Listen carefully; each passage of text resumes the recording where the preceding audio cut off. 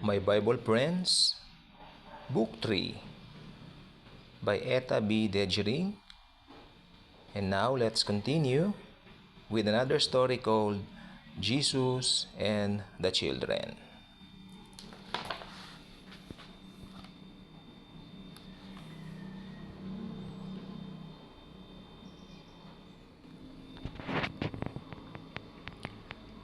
Jesus and the Children. Mark and Sarah were waiting with mother and baby Esther to see Jesus. Other children were waiting with their mothers. Jesus' helpers frowned at them. Can't you see that Jesus is busy? He has no time for children right now.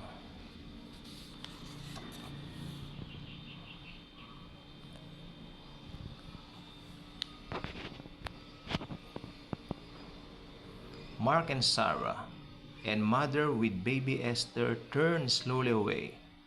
Mark hung his head and watched the dust of the pot squish up between his brown toes. Sarah looked back at Jesus.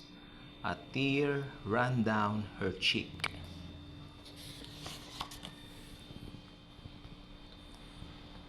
Then they heard Jesus say to his helpers, "Suffer the little children to come unto me, and forbid them not." All the children ran to Jesus. Jesus took baby Esther on his lap. He smiled and touched Sarah's cheek where the tear had run down. He put his hand on Mark's head. The children took turns standing close to Jesus. He told them stories.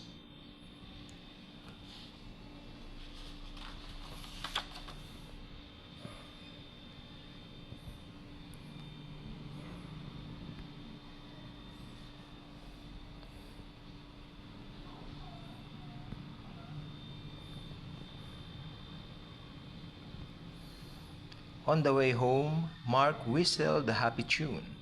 Sarah skipped ahead, and then he waited and took mother's hand. "I wish we could see Jesus every day," she said. "Maybe," said mother. "Maybe soon Jesus will come to the temple."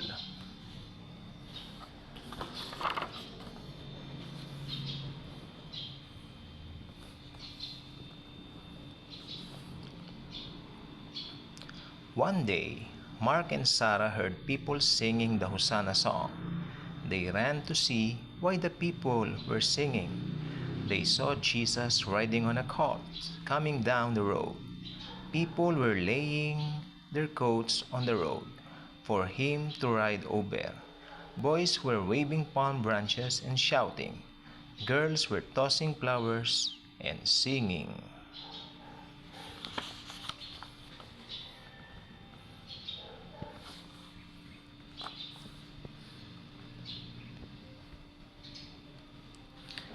"May we go with Jesus?" asked Mark. "May we?" said Sarah. Mark's father cut a palm branch for him, and mother helped Sarah fill a basket with flowers.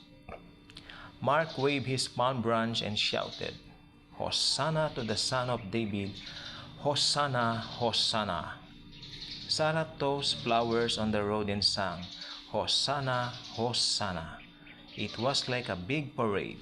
It made Jesus happy to hear the children shout and sing.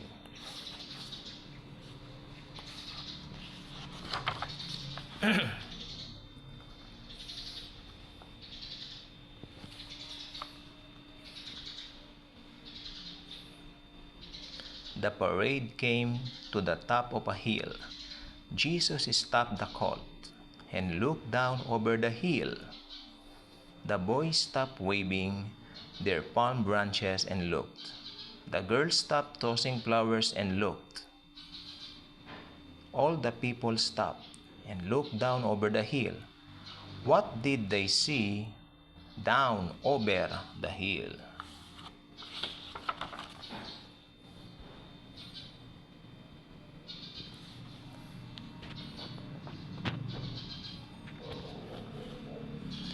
There was a brook down over the hill. sing along, laughing along brook. But they were not looking at the brook.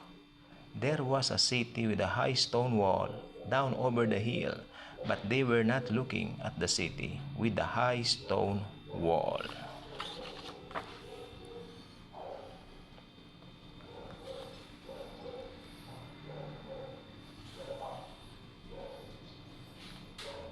They were looking at the temple, the white marble temple, shining like a big snow castle in the afternoon sun. Everyone, yes, everyone, had stopped at the top of the hill to look at the temple, the beautiful temple.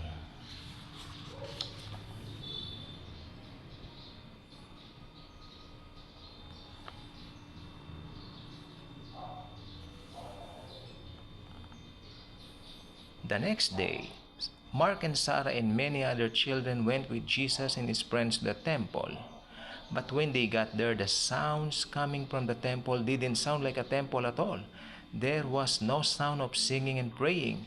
It wasn't quite like and hush like, with people tiptoeing when they walked. Instead, there was a terrible, rackety noise.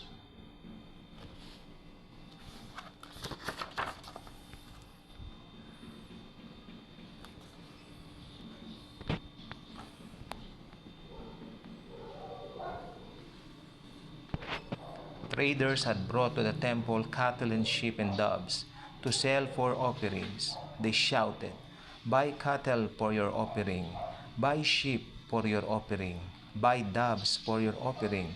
Money changers were there, clinking their money. It didn't seem like a temple at all. Not at all.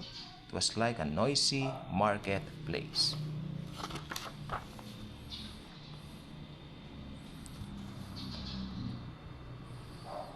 Jesus stood in the doorway.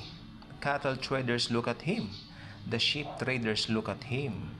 They all stopped their shouting and selling. The money changers stopped clinking their money. Everyone looked at Jesus and waited to see what he would do. Jesus raised his arm. He said, "Take these things hence."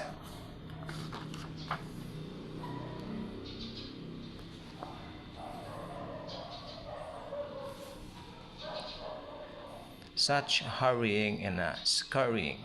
The traders hustled the cattle out. They rushed the sheep out. They grabbed the dove cages and ran. The money changers didn't even stop to take their money. All the grown-up people ran away from Jesus.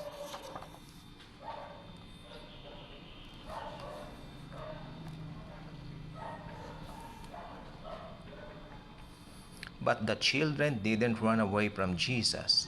Mark and Sarah and all the children crowded close around him.